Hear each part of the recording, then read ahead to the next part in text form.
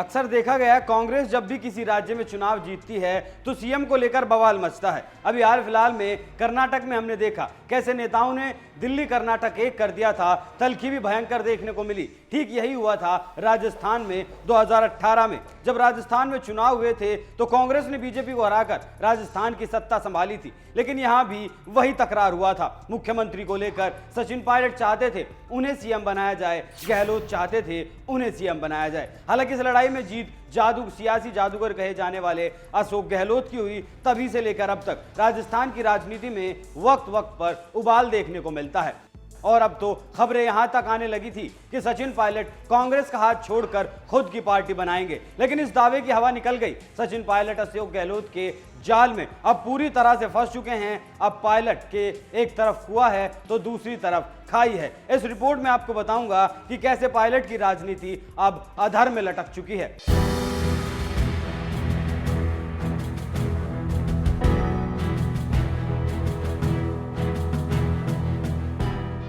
नमस्कार, NMF news देख रहे हैं आप। मैं हूं आपके साथ अभिषेक कुंडी। 2 दिन पहले राजस्थान के दौसा में सचिन पायलट पिता स्वर्गीय राजेश पायलट की पुण्यतिथि पर उनकी मूर्ति का अनावरण करने पहुंचे थे, उन्हें श्रद्धांजलि देने के लिए पहुंचे थे। लेकिन ये चर्चा का विषय नहीं था, सियासी गलियारों का हॉट टॉपिक था सचिन पायलट यहाँ बोलने क्या वाले हैं, क्योंकि राजस्थान की राजनीति से छन छन कर खबरें बाहर आ रही थी कि सचिन पायलट इस मौके पर अपनी नई पार्टी की घोषणा कर सकते हैं। इसलिए यहाँ हुजूम उमड़ा था। पिता को श्रद्धांजलि देने के बाद पायलट ने जनता को संबोधित किया, सब कुछ हुआ, आरोप लगाए गए, तलखी भी देखने को मिली, लेकिन वो सुनने को नहीं मिला जिसकी चर्चा जोरों पर चल रही थी। मतलब कांग्रेस के हाथ का साथ छोड़कर अपनी अलग पार्टी बनाना। पायलट के इस दौरे से ये साफ हो गया कि वो कांग्रेस ही रहेंगे, लेकिन साथ ही ये भी क्लियर हो गया कि वो जिन मुद्दों के लिए लड़ रहे थे उन पर आज भी अडिग हैं और आगे भी रहेंगे। हालांकि पायलट ने अपने पूरे भाषण के दौरान गहलोत का नाम नहीं लिया। ये सोचने वाली बात है। यहाँ पायलट ने पार्टी की या फिर गहलोत की खिलाफत भी नहीं की, बल्कि अपने मुद्दों को जनहित का मुद्दा बताया। लंबे वक्त से आग उगल रहे पायलट के तेवर यहाँ नरम नजर आए। हाँ, पायलट ने इतना जरूर कहा कि हर गलती सजा मांगती है। अपने इस पंच से सचिन पायलट ने गहलोत पर तंज जरूर कसा, लेकिन सीधे तौर पर कोई खिलाफत नहीं की। पायलट ने कहा कि सीएम से उनकी कोई निजी अदावत नहीं है, बस जनता के मुद्दे हैं जिनके लिए वो लड़ते रहेंगे, लड़ रहे हैं और आगे भी लड़ेंगे। लेकिन सच्चाई क्या है वो हम आप जानते हैं। सीएम ना बनने की टीस आज भी कहीं ना कहीं पायलट को कचोटती है, भले ही वो खुलकर सामने ना आ पाती हो। गहलोत के लिए नरमी से क्या संदेश? पायलट ने अपने भाषण में अपने पुराने मुद्दों की बात की, अपने मुद्दों पर अड़िग रहने की बात को फिर से दोहराया। लेकिन अगर यहाँ कुछ नया देखने को मिला था तो वो था गहलोत के लिए नरमी, जो पहले कब दिखी थी शायद याद नहीं आता। पायलट ने भ्रष्टाचार के लिए लड़ते रहने की बात की और कहा कि भ्रष्टाचार की यहाँ कोई जगह नहीं है। पायलट की इन बातों से उनकी झटपटाहट तो साफ होती है। पता चलता है कि झटपटाहट तो पुरानी है, लेकिन अभी पायलट वेट एंड वॉच के तहत शांत हैं। अभी वो कोई भी कदम उठाने से बच रहे हैं क्योंकि अभी चुनाव में वक्त बाकी है।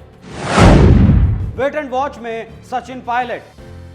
जब भी पायलट की झटपटाहट सामने आती है, अटकलों का बाजार गर्म हो जाता है। कई बार तो अटकलें यहां तक भी लगी कि वो कई और नेताओं की तरह बागी हो सकते हैं, कांग्रेस का साथ छोड़कर बीजेपी में जा सकते हैं। क्योंकि जिन नेताओं को कांग्रेस ने अपनी पार्टी में रहते हुए भाव नहीं दिया या कहीं कि उनकी कांग्रेस ने कद्र नहीं की, तो वो कांग्रेस छोड़ने के बाद बीजेपी में गए और बीजेपी ने उन्हें सीएम के पद से नवाजा। उदाहरण के तौर पर आप हिमंता बिश्वा शर्मा का नाम ले सकते हैं और कई ऐसे नाम शामिल हैं, लेकिन अभी पायलट कोई भी कदम उठाने से बचते नजर आ रहे हैं। वो क्यों अभी कोई फैसला नहीं ले रहे? उसके पीछे अटकलें ऐसी हैं कि अभी पायलट वेट एंड वॉच वाली कंडीशन में है। अभी पायलट की बातचीत का दौर चल रहा है। जिस वक्त वो बातचीत फाइनल हो जाएगी, हो सकता है पायलट उस वक्त कोई फैसला ले, क्योंकि पायलट के तेवर पुराने हैं, तलखी भी पुरानी नजर आ रही है। पार्टी के खिलाफ पद यात्रा भी निकाली गई, लेकिन ऐलान किसी भी बात का नहीं किया, न पार्टी छोड़ने का और ना ही नई पार्टी बनाने का। यह भी एक बड़ा सवाल है,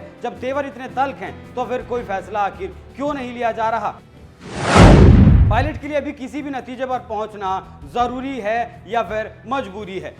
पायलट के लिए अभी किसी भी नतीजे पर पहुंचना जरूरी है या फिर मजबूरी है, क्योंकि पायलट को बहुत पहले समझ लेना चाहिए था कि गहलोत को सियासी जादूगर कहा जाता है और वो राजनीति के जादूगर के बिछाए सियासी जाल में अब पूरी तरीके से फंस चुके हैं। अब पायलट के आगे कुआं है तो पीछे खाई है, क्योंकि अगर अब पायलट विधानसभा चुनाव में कांग्रेस के लिए मेहनत करते हैं तो हर बार सरकार बदलने का ट्रेंड को अगर वो तोड़ते हुए पार्टी को जीत दिलाते हैं तो दिक्कत, और पार्टी अगर हार जाती है तो भी दिक्कत, क्योंकि अगर कांग्रेस जीतती है तो सेहरा गहलोत के सर पर बंधेगा और कहा जाएगा कि अंतरकलह के बावजूद भी वोटर को नहीं खिसकने दिया गया। लेकिन अगर हारते हैं तो फिर हार का सेहरा पायलट के सिर बनना लाजमी है। कहा जाएगा कि पायलट ने पार्टी में जो उथल पुथल मचाई, जो विरोध दर्ज करवाया, उसकी वजह से पार्टी की हार हुई। दोनों ही स्थिति पायलट के लिए अनुकूल नजर नहीं आती। राजस्थान में कांग्रेस की हार हो या जीत, इससे पायलट के कद में कोई फर्क पड़ने वाला है, इस बात की संभावना भी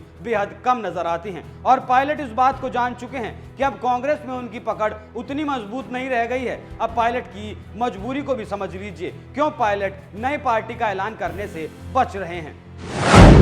अपनी पार्टी बनाने से क्यों पीछे हट रहे पायलट। दौसा में जब पायलट पहुंचे थे उस वक्त इस बात की पूरी संभावना थी कि पायलट आज पिता की पुण्यतिथि के मौके पर नई पार्टी की घोषणा कर देंगे, लेकिन जैसी उम्मीद थी वैसा नहीं हुआ। नई पार्टी ना बनाए जाने के पीछे दो कारण बताए जा रहे हैं। पहला है पैसा और दूसरा है राजस्थान का चुनावी इतिहास। राजस्थान की चुनावी रणनीति में ऐसा देखा गया है, अगर कोई नई पार्टी बनती है और वो चुनावों में अपनी मौजूदगी दर्ज करवाती है तो उसे भारी भरकम रकम की जरूरत पड़ती है, जिसके लिए पायलट अभी तैयार नहीं है। राजस्थान के चुनावी इतिहास को देखते हुए सचिन पायलट के लिए पार्टी बनाने की स्थिति में वित्तीय संसाधन जुटा पाना आसान नहीं होगा। राजस्थान के चुनावी इतिहास पर अगर नजर डालें तो यहाँ की राजनीति दो ध्रुवीय रही है। राजस्थान में चुनावी मुकाबला अक्सर कांग्रेस और बीजेपी के बीच ही होता आया है। हालांकि ऐसा नहीं है कि क्षेत्रीय पार्टियां कभी अस्तित्व में नहीं आई हैं, उन्होंने चुनौती भी पेश की है, लेकिन कोई खास कमाल नहीं दिखा पाई। तो इसलिए कहा जा सकता है कि पायलट राजनीति के भंवर में अब पूरी तरीके से फंस चुके हैं। अब वो ना नई पार्टी बना सकते हैं और ना ही कांग्रेस से किनारा कर सकते हैं। इसलिए कहा जा रहा है कि पायलट अब गहलोत के जाल में फंस चुके हैं।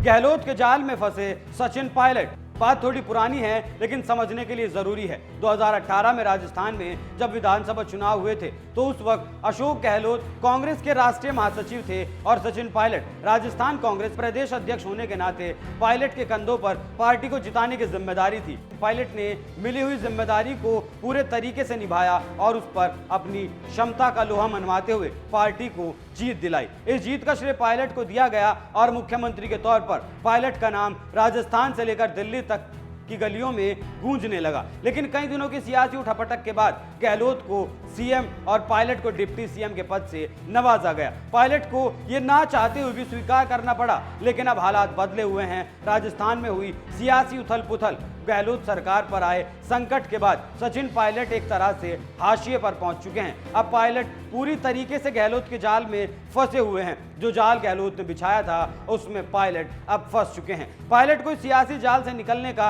अब कोई रास्ता नजर नहीं आ रहा, इसलिए पायलट के लिए अपनी सियासी दिशा तय कर पाना आसान काम नहीं होने वाला। ना तो पार्टी छोड़ना आसान है और ना ही नई पार्टी बनाना आसान है। अब देखना दिलचस्प होगा कि राजस्थान की राजनीति में क्या मोड़ आता है। आप इस खबर पर क्या राय रखते हैं, हमें कमेंट कर जरूर बताएं।